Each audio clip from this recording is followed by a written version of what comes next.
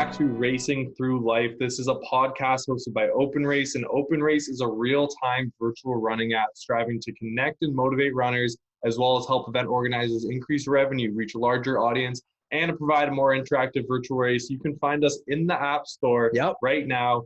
Download it. If you're a runner, you'll love it. Race your friends. Have some fun. We've raced each other. He smoked me. It's okay. Whatever. And Racing Through Life is kind of our podcast. We want to branch out and become more than just a running app, of course, and we take a deep dive into different athletes from all over the world. And today's guest is a fantastic one, Vernon Norwood, 400 meters American track and field specialist.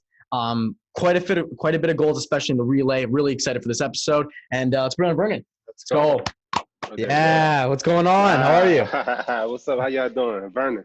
Nice to meet y'all. I don't think I ever met y'all before. Matt, Christian, what's going on? Where about you calling from? Baton Rouge, Louisiana. Nice. Oh, nice. We're from Canada, Toronto, Canada right now. So in the six. Yeah. Are you a fan of Drake? Huh? You a fan of Drake? I'm a big fan of Drake. What's your favorite song? It's a bunch of them. He got so much stuff. Man, he got so much stuff. That's so much. Okay, bad question. That was bad. Okay. Hey, how's COVID in Louisiana? What's going on with COVID life there? Right now we in phase 2. Okay. Just limited capacity everywhere. Pretty much how the same is in most states. It's slow, but it's picking up. But for us to be in phase 2 is, they're trying to lower the number of cases. Because we was in phase 3, but the cases keep going up. But back in phase 2, so hopefully by New Year we might be in phase 1. It might shut us down. Who knows? I just hope it's all over with, so everybody go back to their normal life. Yeah, we are kind of in the same thing. We were in phase 3. And then now we're back in lockdown. Yeah. Okay. So, not fun out here. But let's get into it. So thank you so much for coming on. We appreciate it. We've seen your accomplishments, kind of went through your history, and we'd love to kind of like dive into your journey both on and off the track. Yep. What Racing Through Life is kind of we go into the life of like a runner, both on and off the track, right? So tell us a bit about like where you grew up and kind of what you did growing up. Yeah, okay, that'd be much easier for me to say because I don't really talk much more about myself, but just the early childhood, where you grew up, family, kind of what you did. I grew up New Orleans, Louisiana. Nice. Wasn't really involved in organized sports growing up. Okay. Then 2005 came, Hurricane Katrina. We ended up moving to another city, kind of like an hour outside of New Orleans, called Morgan City. Got in a little bit of trouble here and there as a teenager. Then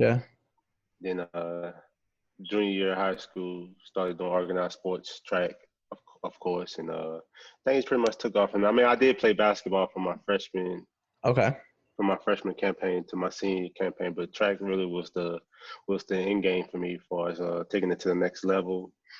And I grew up with three older brothers. None of them did organized sports either, so I was just the only one.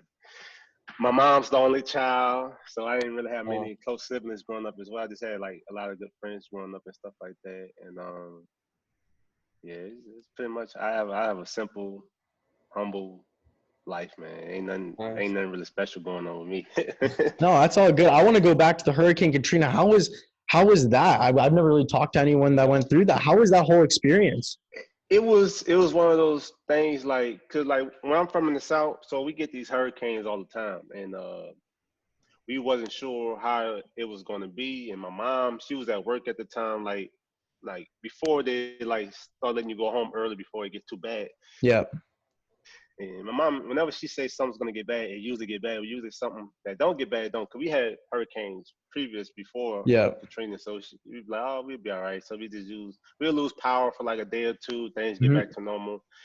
And this one, she came home work early. Like she used to get off at 3:00, and she came home like around noon. And mind you, like when hurricane comes, we don't have school, so school was shut out for us. And so we at home. Mom come home early. We was shocked because we were just at home just messing around. Mom opened the door. We scared. Oh shit.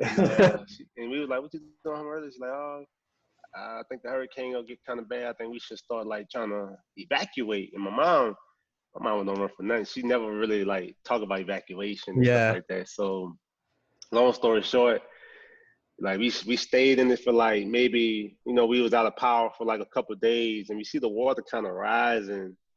You know what I'm saying? Because at first it was like around the ankle area, so it's rising a little bit up, like by that shin. So and by the time we started noticing that, and I think like maybe like 2 days before it actually got bad to the point where nobody could, like, it was so hard for people to evacuate. Yeah. We ended up leaving like 2 days before it actually got like real bad, and there was no turning back, because after Katrina had Hurricane Rita hit like a couple of days later. So that pretty much, like, Katrina did what it did. Yep. And Rita just pretty much did like the finishing touches on it.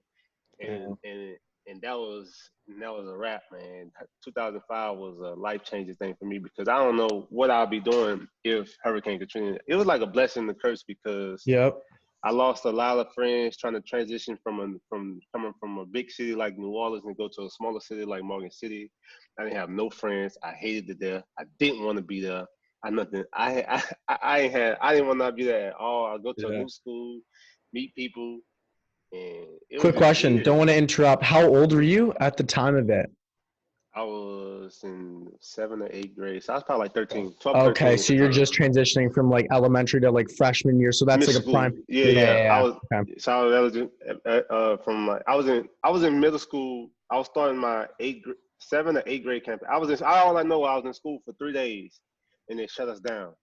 Damn. And so one year when we moved to Morgan City, I didn't go to school that whole year, because I kept anticipating that I was going back to New Orleans. I thought, like, I ain't know, like, I'm young, so I'm thinking they about to just clean up the city and get back.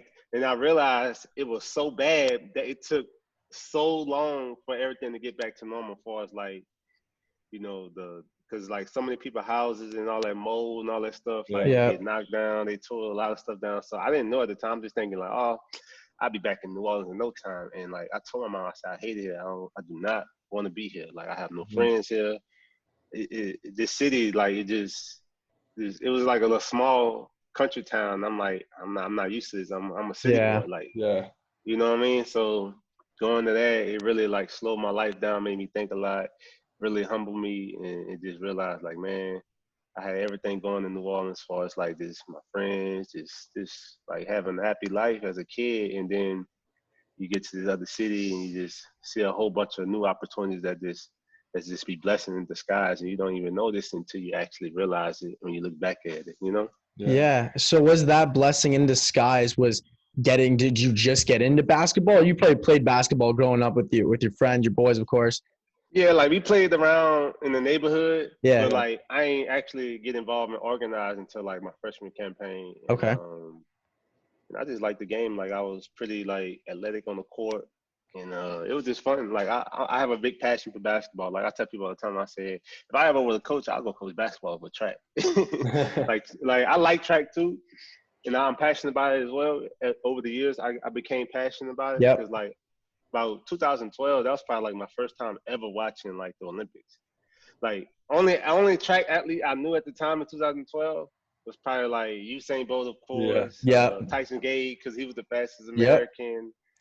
And Allison Felix, because she was just so much of the big icon at the time. And that's the only track people I knew. Like, and I'm like, I don't know about track, but you can tell me anything about basketball. I know who went to the finals each year, who won an MVP. I know all about that.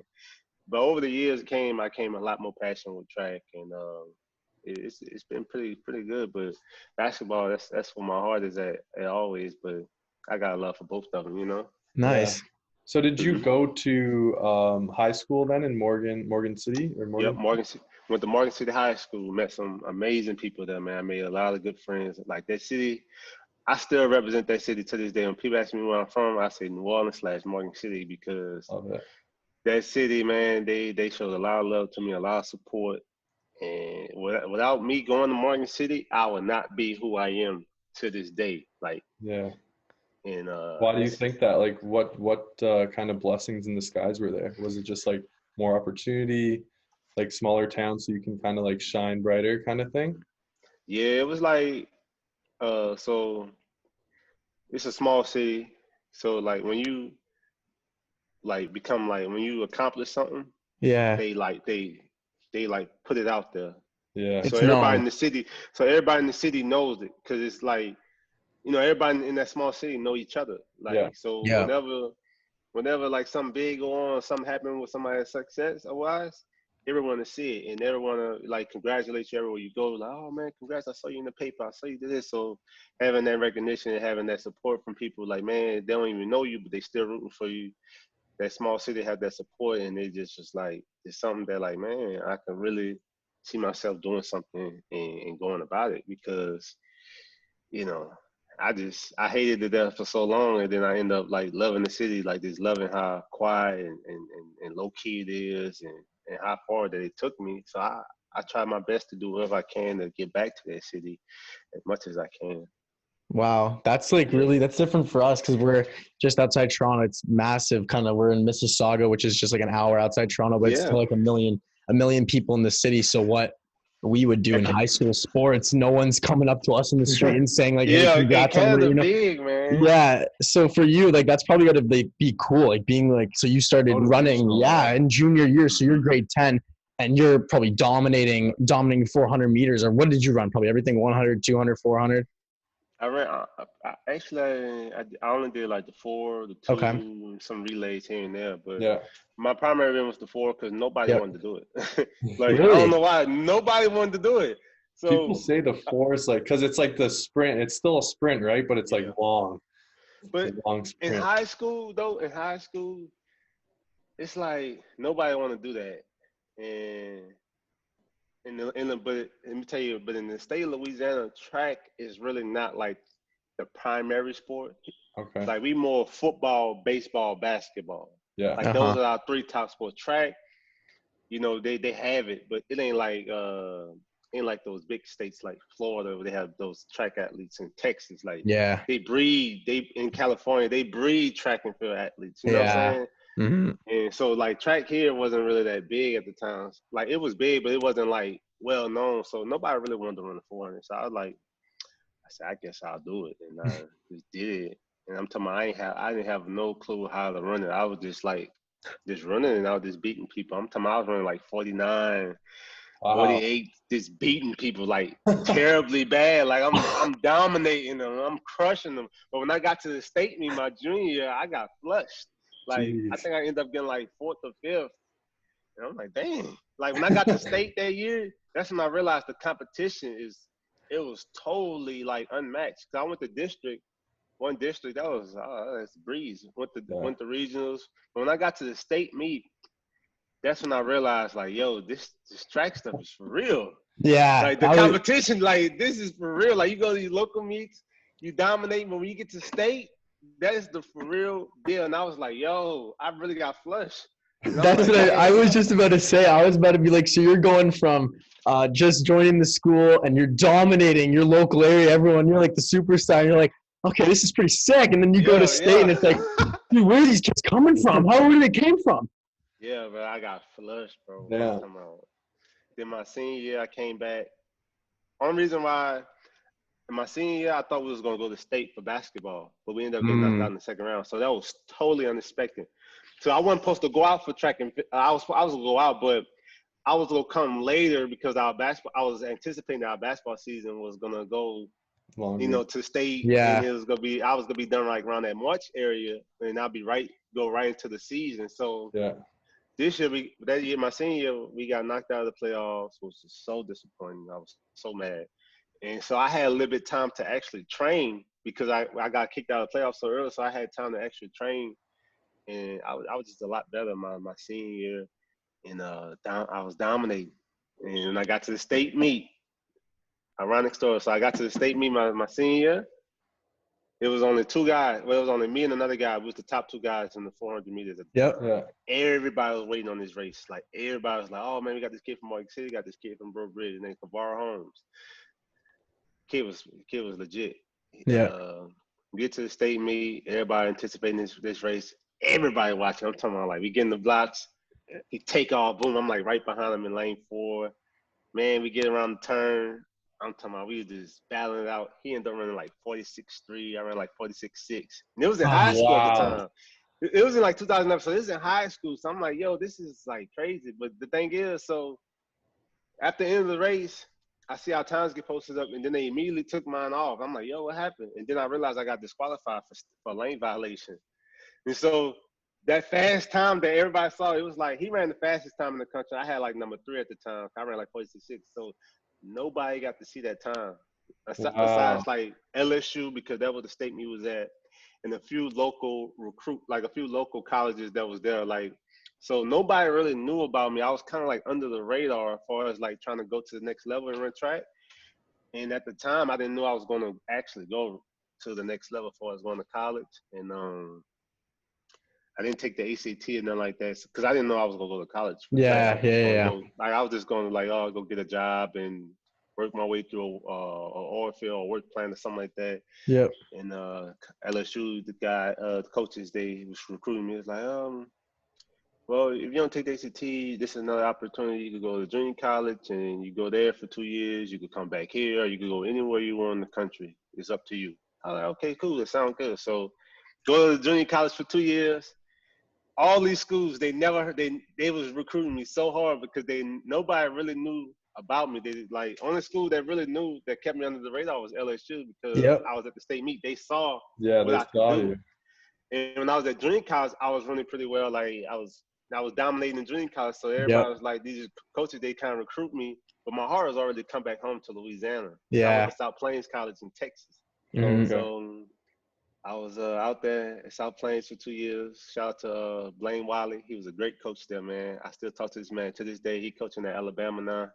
Real good guy. He took care of me those 2 years at South Plains. Taught me a lot about like just running the 400, a lot about track and field, how to take it serious as a professional, as an athlete, period.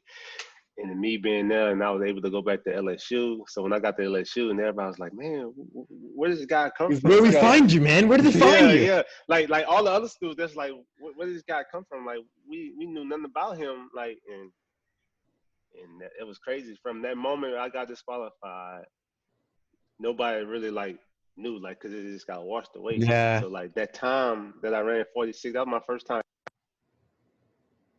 away. And hold on, I had a phone call. No worries. Sorry. Yeah. You're good.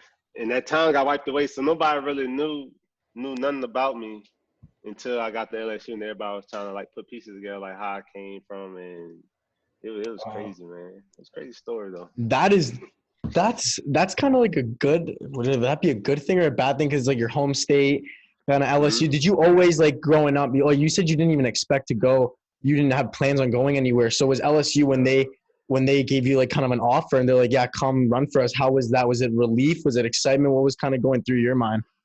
It was like, it was really exciting because like, I'm a home state guy. So I support anything. Like, I support the Pelicans. I support Saints. I support everything home. Like LSU. Like so, and LSU is like the main brand here in Louisiana as far as college. Like, like no discredit to the other universities. They're all great universities, but to be at LSU and to be a alum for LSU, it comes with so many like benefits and resources and it just comes with so much. So when I actually got that opportunity to be like, hey, I could go compete for LSU, it was like a mind blowing. And me, like, I'm the first in my mom's, you know what I'm saying, hub to actually go to college and be on an athletic scholarship to the point where she ain't got paid for nothing was just a total blessing. And she was super proud of me. And for sure, you know, my brothers were proud of me. I was proud of myself. And, you know, it was just like, and it was just a dream. Well, I wouldn't say a dream come true because I never dreamed about it. It was just a blessing that was in the disguise that came to me, and I just took advantage of the opportunity. And that's when I realized whenever small things open up, you just gotta take it and run with it. And that's where I went to South Plains Junior College. I met some good people out there too. I developed a work ethic that from seeing other athletes work, because I like, and being in a junior college, you're not the most like junior college. They are one of the most like underrated programs in the world because they have a lot of good talented athletes that be there. but academics will slow them down from getting to that next level. Yep. And so when I got there, it was so many talented athletes there for track and field, and I'm like, yo, like I thought like I was gonna be there, and I was gonna be like the the primary 400-meter guy. But when I got there, it was like 4 or 5 of us, Wow. and we all pretty much ran like similar times. So while we out there training, like we pretty much competing for a relay spot, like to be on the 4x4, and and mind you, like that's when I realized like being around the environment, my work ethic, my drive for the sport, it just was just growing each and every day, like, and it just, it was fun. That process, that whole 2 years of being at South Plain was a learning experience, a process that I developed, and I kind of liked it. But coming back home to LSU, that was unmatched. That's sick. Ain't nothing top that. Yeah, that's awesome. It's also crazy how like all the pieces kind of fit together, because like imagine if you made it for basketball and didn't have the time to train in your senior year, like that opportunity might not have like presented itself, which is that's nuts. That's so crazy how life just like puts itself together. How was your time at LSU? Unmatched. Unmatched. I'm talking about from the moment I stepped on campus in 2013, and coming from, it was like, how this, like, let's rewind it back when I told you I came from a smaller city. I mean, I came from a bigger city, from New Orleans to Morgan City. So compare that to me, like Morgan City is the junior college, small city. Yeah. LSU is the big campus, New Orleans. Yeah. So I went back from a smaller school to a bigger school. It's like, wow, I'm back in the bigger environment. Yep. LSU was probably, I had good times at South Plains, but when I got to LSU, it was a whole different like transition. Like just seeing a lot of people. The football games was like, it was amazing. I'm telling you, I had so much fun. Hey, it was amazing, man. I tell people all the time, like, even if you don't like enjoy football or whatever, just come to LSU football game. Just come and experience the atmosphere as far as like the people, the food, and but overall I had a good time, like with even like just traveling with the team, competing with the team. That was all fun. I wish we'd won the national title as a team, but we didn't have that fortune to do so. And I had a great time. I take nothing back from it. I tell everybody, just enjoy while you can. Like, don't be always too serious about it. Like, just try to have fun. Because when you're too serious and things don't always go about it. Like, it's okay to be serious, but like, don't be to the point where you're so uptight. You're really not enjoying it. It's like, let it. It's like, I was serious, but I had fun with it as well. Like, I ain't let it overwhelm me too much to the point I put a lot of pressure on myself. Because when I got there, they was expecting me to do a lot, and I did. I delivered what I came there to do. But being at LSU, it was like they expect you to do things. Like you at one of the most top tier programs. Yeah, you're in the SEC, so they expect you to be good. They expect you to be great. They expect you to come in and work. And I already knew, me coming in as a junior, coach was expecting me to lead the group and be dominant. Yeah, but I wasn't like a vocal leader. I was one of those guys that led by example. Yeah, I'm doing this the right way. Follow me. I'm not gonna tell you what you need to do. Like I don't like putting people in a situation where I need to tell them what to do. Because at the end of the day, you make a choice. Either you want to do it or you don't. I'm not gonna tell you what you should do because you're your own person. Mm-hmm. And I had that conversation with my coach. I said, Coach, all these guys, we are the same peers. And I feel like if they want to be great, they want to be good, then they should know what they want to do. And I went in every day, robotic, routine, doing everything what I needed to do. And some guys picked up on it, some guys didn't. And the guys that picked up on it, they had good success. And the guys didn't, they had a good career and they got their degree and it went that way, Yeah. Wow. So for you, was that, how do I word that? So you were called in, I guess, to like lead the team. Were you like team captain? Is that a thing? And for track, are there captains? I'm just curious. I don't know how that works. I went in, I was there. I wouldn't say team captain, but coach knew that I was one of his top guys there. Got it. Yeah. Okay. And he didn't necessarily put pressure on me to like actually come in and tell me, hey, we need you to win immediately. Yeah. It wasn't none of that type of pressure. Okay. It was like we both have a mutual interest in of being better and getting better and winning. And that's what I wanted to do.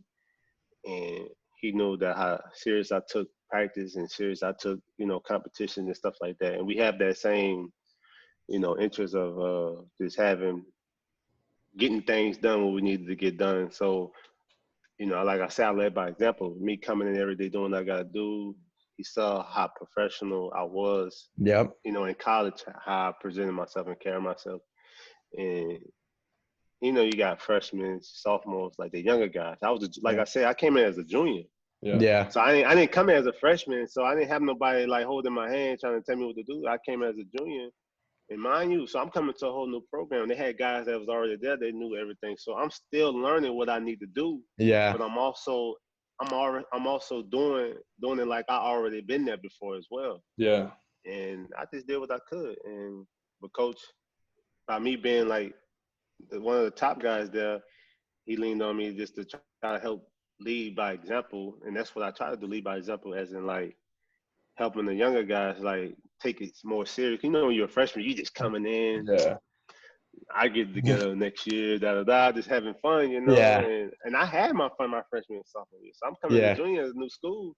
I want to be great. Like I want to get things done because like the competition in NCAA it's crazy because my junior year when I came in, I got dominated. Like Dion Lindor dominated me my whole junior year. He won. I never beat him throughout that whole season. So I was like, yo, I'm like every meet I'm scratching my head like, damn, I can't beat this dude.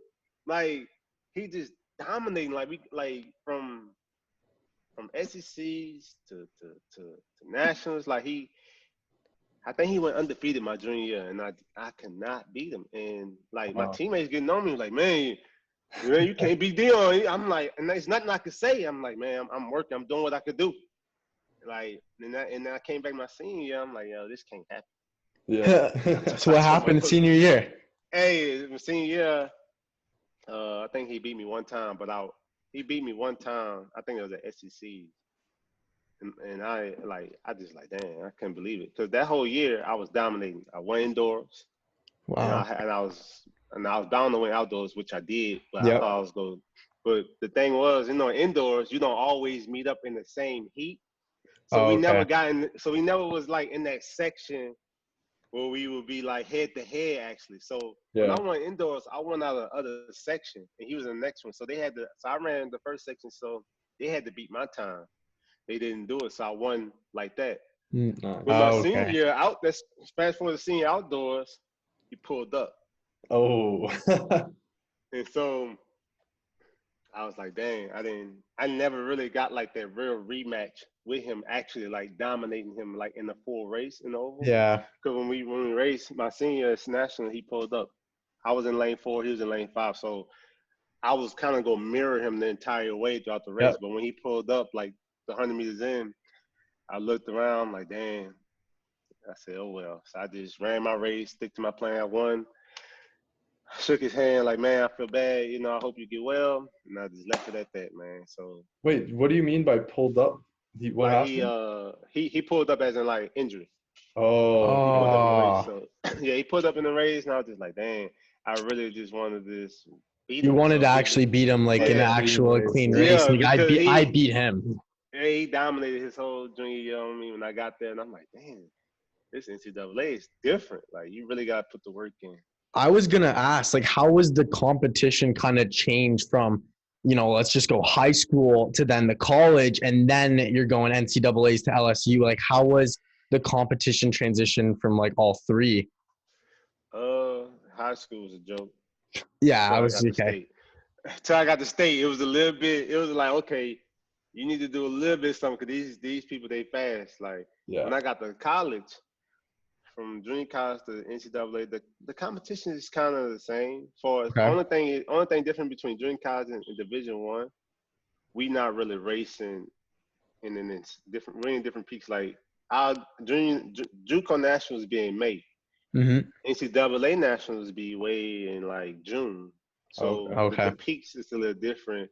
And we don't necessarily always end up racing against the Division I athletes, but the competition was just probably a little bit lower than the NCAA. When I got to NCAA, the competition was high because you got talented athletes and great programs under great coaching, and being the SEC was just like, I don't know, it was just competition was just crazy because you see all these top athletes in high school that go into these top programs, and they already come in talented, and they put this extra work on them, and they just become more dominant. And it's like, yo, you need to not do what they do, but you just need to work on your stuff too, because any step ahead is good for you. And because anytime you get like an injury, that sets you back. So then it's like you start from ground zero. But the competition was crazy. Like you would think like it shouldn't be this competitive level, but it really is. Like track and field is a real competitive sport every single meet. And you think like these other meets, like obviously conference and nationals are the regionals are the top 3 meets you should always worry about. Like conference is just a nice to have the title, but regionals and nationals are where you lay it out on the line, and that's the meets that really matter. Like the other meets, you just get your legs going, get the rhythm going. You wanna dominate, but you also just wanna, see how the season's going, so your coach can modify what you need to do to succeed. But the competition at nationals, it's crazy because like obviously everybody be in shape, so everybody there, they're in the best shape of their life because they're at the peak of your season. Now it's all mine. It's like all mentals. Like who's strong mentally to actually that's when your competitive spirit come out. That's when you like, man, because you got these nerves. Yeah. And you got this like this anxious feeling in you as well, but you can't let it overpower your body, because then when you're too nervous and you're too anxious, then your body just and your mind just shut down. You just like. You just out there running in motion. You don't know what's going on. Yeah. And then you realize too late, like, man, I didn't even run as hard as I did. And if I would have made the final, I would have got through. And it's like, man. And that's when you realize, like, you get to those high competition level meets, you just got to really lock in mentally and focus, like, on what you've been doing all year long. And then you'll be able to dominate how you want to. But sometimes, man, people just be more talented and better than you. Yeah, that's true. And all you can do is race with your heart and your pride, your dignity, and just go out there and compete. And you can be okay with that, but just don't lay down on nobody, because like I said, it's a lot of guys out there that's talented than me and better than me. But I don't let them know that. I don't like go up to them and say, hey man, you better than me, you're gonna beat me. Like, I'm not doing that. Hey, but there's a lot of guys out there. But there's a lot of guys out there that's talented, that's more talented than me, that's faster than me, better than me. But I go out there every single day and I work and I compete when it's time to compete. And I feel like that's where I had my most success at, being able to be a competitor. But it's crazy. This sport, man, you'll see how competitive it is as it goes on. But college really brought like a lot of competitiveness in me that I didn't know about. Like each year I was learning more and more about the sport, about my discipline, just a whole bunch of stuff. Yeah, no, I can only imagine. I was going to quick 2-parter. The mental side, that's one thing that I always like to talk about track athletes, because it feels like you train the whole year for like a 45-second race in the 400, like a 50-second race. It's coming down to this moment. How crucial is it on like your mental side? Like you got to like zone everything out and just run as fast as you can. How is it with nerves? And I guess overcome that? Yeah. How do you overcome that, especially on the top stages? Just it's hard because everybody's different. So what I usually do, I just try to like I visualize a lot, or it's like I run the exact same race over and over in my head. Yep. Of what I think would have happened. So I have like different scenarios in my head where I'm like visualizing so much, like, and to the point where like I'm not even I'm not even getting much rest, especially if it's like the day before the final, and I'm like, so I just usually try not to think about it. But it's so hard not to think about. But I don't try to think about it too much. So I just try to like this, maybe read, or just do something to keep my mind distracted from it. Because yes, the nerves are there, but there's not like fear nerves. Those nerves of like excitement and anxiousness to actually go out there and compete. Yep. So the crazy thing is, but once I'm in the blocks and the gun go off, all that go away, and I get this little shot of adrenaline, and I'm like, I'm actually going through the race, and the whole time I'm just like focused on like what I need to do, like hit my spots, hit my rhythm. But the whole process, like this thing, it just like just visualizing it and see where yourself at, and like mentally, like physically, you're in the best shape. Yeah. But mentally, you have to train your mind to get in shape, as in like actually like prepare yourself, like yo, you're ready to compete. You on the same level as these people. Yep. And you just gotta have that confidence in the be in the right mind state of really focusing, because this sport, I feel like this sport is really like, 20% physical and 80% mental. It's like, it's really up here, because like if your body can be in the greatest shape ever, but if your mind really not there when you're trying to step on that line, then you go get zapped. I see it happen all the time. I see people, they train all year and they be in crazy shape, throughout these years, and they go to these bigger meets and they just fold, and they just like, and I could just tell like maybe everything was just so overwhelming, and sometimes they get it together, sometimes they don't. But yeah, I feel like this sport, like, it's a lot of mental. It ain't like baseball, it ain't like basketball, it ain't like football. It really depends on like your physicality and your mental more than anything, though. You gotta have confidence. Got to. Yeah, for sure. And then post the university, LSU, World Championships, you won gold there. How was the 2016 and 2019 World Championships? Man.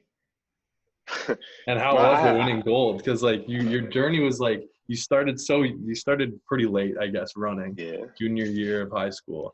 Went to JUCO first and then got to LSU. So it's like a lot of setbacks, it seemed, and then you finally like kind of made it to that world stage and got gold. Yeah. How was that feeling? It was pretty good. It was like, man, it made me realize like I really legit could like compete on a pro level. Yeah. I really like, and I realized like it ain't that much different than competing in college. It's just a little bit different for us. Like you racing against grown men and people that like that been in this sport for a long time, that actually putting in the work in, and they actually getting paid to run these competitions. So it was like, it wasn't that much of a change. It was just understanding like this is a profession now. This is something that you do. And the thing was, I was favored to win World Indoors 2016 that year, and I didn't end up. I got disqualified. I was just about to ask. You did. I was just about to ask. I got it right here. You did get disqualified. Foot touched the line. What happened there? What was the reason? Something line infection or something. I might be saying it wrong. Like in the 400, you go to like, where you gotta hit that little 150 mark and you gotta go in the break. Yeah. I think they say my feet was on the line coming in, breaking in too early, because you like the way I run, I run close to the line. Yep. So I try to stay as close to the line as possible. I always feel like they give me like a little half a little meter in that keep me ahead. But for some reason, they say I stepped on the line or whatever situation was. And I was favored to win that year. I felt like I would have won that year. I was in amazing shape that year and going because indoors that year was in Portland. Yeah. They did it in the U.S. So we're indoors in Portland. So I'm like, and I got back to the go cool down, do my normal routine. Yeah. So they finish. The race finishes, and then they tell you. The race finishes. That's what happened. The race finished. So I go to the bag. I'm like, oh man, I feel good, coach. We gonna get back to the second round because we had 2 rounds that day. So I was getting ready to go chill out and run the second round the same day, a couple hours later. And I look back and say, my coach like, you got disqualified. I'm like, what? So we immediately went protest. He saw the video and said, I did what I did. I was like, man, I can't catch a break. I like from high school disqualified to now I'm professionally disqualified. It's like this something just keep hunting coming back on to me. And I'm just like, man, there was nothing I could do. And, as 2 days went by, I had the relay. And then you won gold in that. You won gold in the relay, though. Yeah, I won gold in the relay. And I was just like, man, at least I walked away with something, Yeah. But you were favored also win gold in just the 400, correct? You were favored? I was favored to win. Because I was like, why would they disqualify? I'm in the U.S. Like, why would the U.S. on home soil, like, why would they want to disqualify one of the guys that favored to medal at this event? And I don't know, man. It was crazy. I was like, yo, this can't be real. But I didn't let it I ain't walked around mopey all that day. Yeah, But for sure. I was still happy to be there and have the Yeah. opportunity because, I still had an opportunity to win gold in the relay, in which we did. And, that 2016 year is probably like the best year I felt overall, for us, being strong and fast. That whole year I was having a good season overseas, and I got hurt probably a week before Olympic trials, and that just was the worst feeling ever in the world in 2016. I felt like I easily could have got top 3 at the Olympic trials that year. Because I think who won it was Merritt won, Gil Roberts, and I think David Verberg. I honestly felt like I would have been top 3 at the Olympic trials that year, but injury. What was the injury? What happened? It was a mild hamstring strain at practice, because it was maybe I still got the notes in my phone from 2016, what happened that day, because as soon as it happened, I texted my phone, hamstring injury. It was on a Tuesday, and I was just, because that was the first time I ever experienced any type of injury, injury ever. So wow. I'm thinking it was at practice, running some speed stuff, and I just felt something just grabbing. I'm like, oh, so I stopped, and I'm like, oh shit, and then I left practice, I went straight to my straight to the training. It was like, yo, what's going on? And I'm like, yo, this is painful. So I'm thinking I'm thinking I ripped it. So coach happened, I said, hey coach, I ripped my hamstring. I don't know nothing about injuries because I never really been hurt before in that situation. And so it was just a mild hamstring strain. And so we really nursing it for the next couple of days before we go up to Eugene for the Olympic trials. And I had one practice before we left, and I felt okay, but I still feel it at the same time. And I think that day when I ran on it, I think I felt like I should have just chilled, for just to see how I feel. But I still felt it, but I thought that was just the soreness that I'm gonna feel. But when I actually got on the line to go try to compete, it was nothing I could do. And the thing was, in my head, I knew I wasn't 100%, and there was no way that I could possibly go out there and race and compete at a high level with those guys. So that whole day before the prelims, I'm talking about I had an easy heat too. I'm talking about the first round for me was like a breeze. I could have got through easily, but man, I took about 8 ibuprofens. My stomach is in pain because I took so many ibuprofens. I'm talking about my stomach hurting because I wanted the pain. I didn't want to feel nothing while I was running. And I was like, man, I got through the first round. No, I mean, I got to the line for the first round.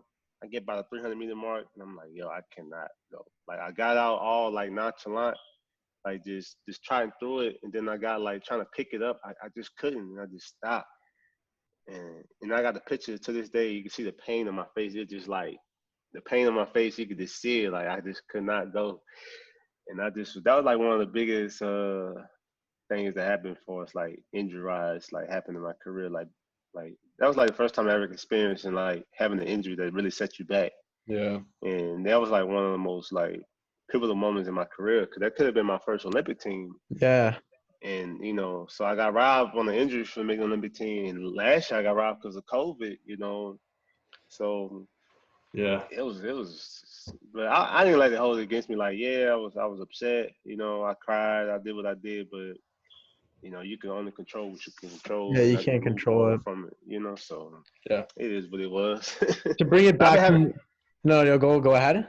No, you go. I was gonna say to bring it back to more positive note, out of all of your accomplishments, because it seems like you keep getting, these setbacks from all your experiences. What was your favorite, I guess, accolade or accomplishment growing up? It could have been basketball or track. What was favorite? I guess could have been race, championship, anything that meant meet, anything that meant the most to you. Are you talking about this on competition or just in life in general? Make it life. Well, I'll do life. Yeah, go life. Anything. Graduating college. Nice. Okay, how was that? Because this me having to earn a degree, being the first in my mama family to actually have a college degree was probably one of the biggest things that nobody could take away.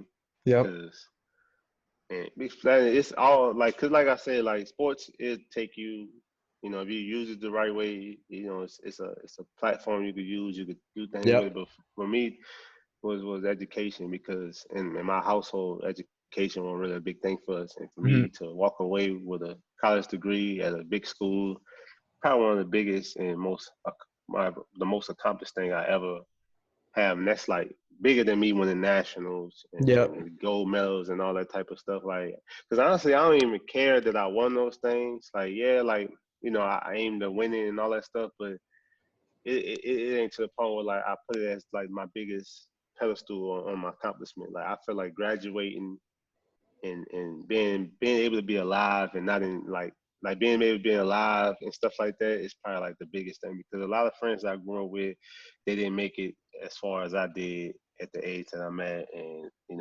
me being able to be 28 years old now is probably like the biggest accomplishment, especially growing up where I'm from in New Orleans. That's probably one of my biggest accomplishments. Just me seeing the year after year and just trying to just progress as a human being, But like track, I love it. I do it, but I'm just trying to have fun with it and do as much as I can to make my family proud, represent myself, my company, and the people who fans of me who like really legit see me having success. Yeah. That's coming with it. But graduating college is probably the biggest thing. Because I never thought I'd be able to graduate college and have a degree that I still haven't used to this day. I still don't know what I'm gonna do with it. What did you graduate with? Sociology. Nice. Awesome. It was something easy to get me through college, have me be eligible. Yep, man. No, it's great. It's amazing. Still. It's awesome. I was gonna say that like your mindset probably is what got you like so far. Is like some people take it so seriously and put so much like stress on themselves. Yeah. That they end up either like burning out or just like not loving it anymore. So like that mindset that you have of like doing it because like you love it and you like are just want to do it. You're not doing it. There's nothing riding on your There's shoulder. not saying, Vernon, you have to do this. It's like, I want to do this. I'm good at it. I like it. And there's no force, because we've talked to so many athletes that have even said they've seen so many people burn out at a young age because, they were training when they're like middle school, like just getting early high school. And for you, it just came along with it. It was fun. It was like not a hobby, but it was like something you like doing. Yeah. Kind of like, it was fun. Yeah, I mean, you gotta have fun while you're doing it. I mean, yeah, I feel like, yes, you could take it serious. You could. Yeah, it's your profession. It's your job. You should take it serious. But well, for sure, it should be fun though. You should be able to enjoy what you're doing. Like, you should enjoy waking up and be able to go die at that hard workout. Because what's the end game for that. Like, putting in all this hard work. And the reward that will come at the end of it, whether you win or you lose, you just know you went out there every single day, you had fun, you gave it your all, and that's always what I take away from it. I say, knowing that every single day that I wake up and I gave it my all, and I had fun, I can always walk away and say like I have no regrets of leaving early, like, so, and I do see a lot of kids, they burn out pretty early because people just being so hard on them. And I'm like, they're not even enjoying it no more. Seriously, Like, even for like the next generation, like, this should be fun. It shouldn't be no job to them at 13, 14 years old. They should be having fun. It should be, kids just out there going able to compete, but these coaches, they be making it seem like it's more of an ego thing for them to see who the bigger and better coach is, you know what I'm saying, amongst, you know what I mean? Like, y'all grown men, y'all don't need to be acting like that. Seriously. You know what I'm saying? Yeah. And, I feel like most of the time it'd be the coaches and their egos. That's a good point. That's a very good point. So what's plans for the future? Are you going to be going to the Olympic trials for 2021, Tokyo? Yes. Nice. The plan is right now, it's just training every single day. Nice. Right now, as you speak, I think I'm on like week 9 or 10. I think I'm on week 9. And we training for maybe an indoor season. I don't know. Okay. I'm not sure. I haven't been following up on it. And hopefully this COVID, this whole nutshell, we get cleared, or we just have some type of hope, which was last year, we had a little bit of hope for us, like them having little meets here and there overseas. So I was able to, like, that showed a little bit of hope, like, you know what I'm saying, having people to compete. So, but this year, it's definitely like this to go and make the Olympic team. Top 3 of us. Like, it's cool to make the final and get on the relay spot, but it's, for me, in my career, I'm top 3 of us. Like, I don't even have to win the trials. I just want top 3 so I can just go represent the individual spot. So that's my goal, top 3 of us. And but my main, that's what we training for. Is everybody training for, and I know everybody gonna be in the A game. So I gotta be in the best possible shape, in the best. I feel like my experience and me being able to compete at that high level would help me a lot. So, you know, because a lot of, man, you know, the 400, man, it's a deep event. It could be anybody. You know, we got, like, I think last year in the U.S. we only had like 2 guys that ran like 43 at the time. Was Michael Norman and Fred Curley. Yep. And so, you know, people always try to label those 2 guys the top 2, but you never know what could happen. You make that final. I tell people all the time, I say, man, you make the final, you're a candidate to win. Anything could happen. You know, so just make the final, and the sky's the limit from there. That's my goal, man. That's my goal, to hopefully that we get through this COVID thing, man. Yep. And we able to compete, and then we could come back and do this show again, and we could be able to talk about what we talked about, you know? I want the medal. I want the medal hung right on that wall behind you. I want the medal on the neck. I want everyone to see that. We're manifesting that now. I'm calling it. That's awesome. For sure. Okay, well, Vernon, this is kind of if you have anything for us, this has kind of been the episode. We like to do at the end of every episode a little speed round where we just fire quick opinion-based questions. You think the first thing that comes to your mind is pretty simple. Okay. You just speed it off. You want to start us off? Sure, let's do it. All right. So, what's your favorite sport other than track and field? I know this one. Basketball. Yep. Favorite food? Caribbean food. Nice. Favorite ice cream flavor? Chocolate. Okay. Favorite country visited? Oof. Lausanne, Switzerland. Nice. Everyone says that. Switzerland. That is the most easily the best one. I was gonna say Prague, but that's the second best. We've heard of Prague, I feel like, too. Okay, we'll ask why after. Okay, I like that. Favorite movie? A bunch. I'm gonna go with The Godfather. Okay. Cats or dogs? Dogs. Yeah. Sweet or salty? Sweet. And if you had one place to travel to before you die, where would it be? Hawaii. Nah, that's mine. That's a good one. Have you been? No. Never been. Never? That would be my answer. That's my answer, too. All right. So this last one you can take a little bit more time on.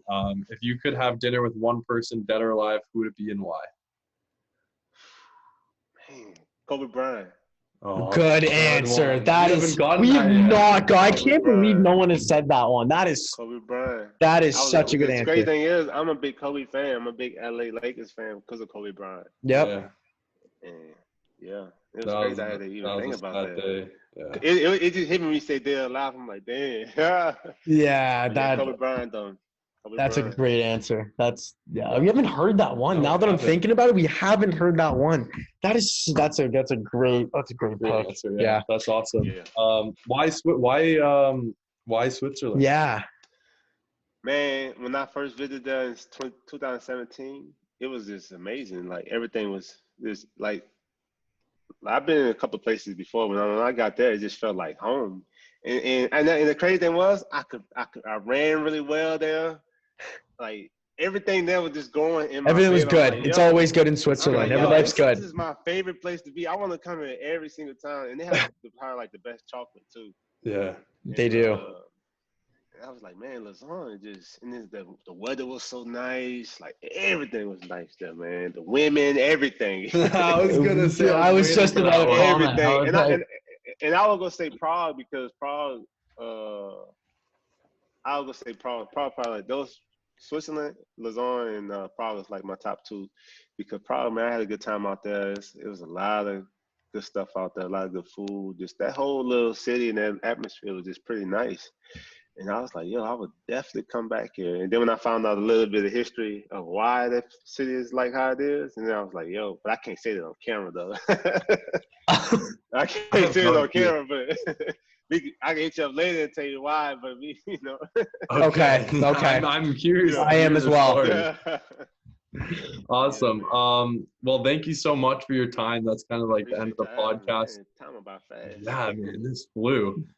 We appreciate it. We'll definitely stay in contact, and we wish you all the best in your training going into the Olympic trials. But that's it. Thank you so much for coming on. I appreciate it, man. Y'all have a good weekend. I'm probably about to play video games all weekend and chill, man. What's your favorite game? Which game? Warzone. I'm on Warzone heavy right now. Did you just get the PS5? Nah, I'm on PC. Okay. Yeah, I'm a PC gamer. I'm a gamer for real. So I'm on right now. I'm on Warzone pretty heavy.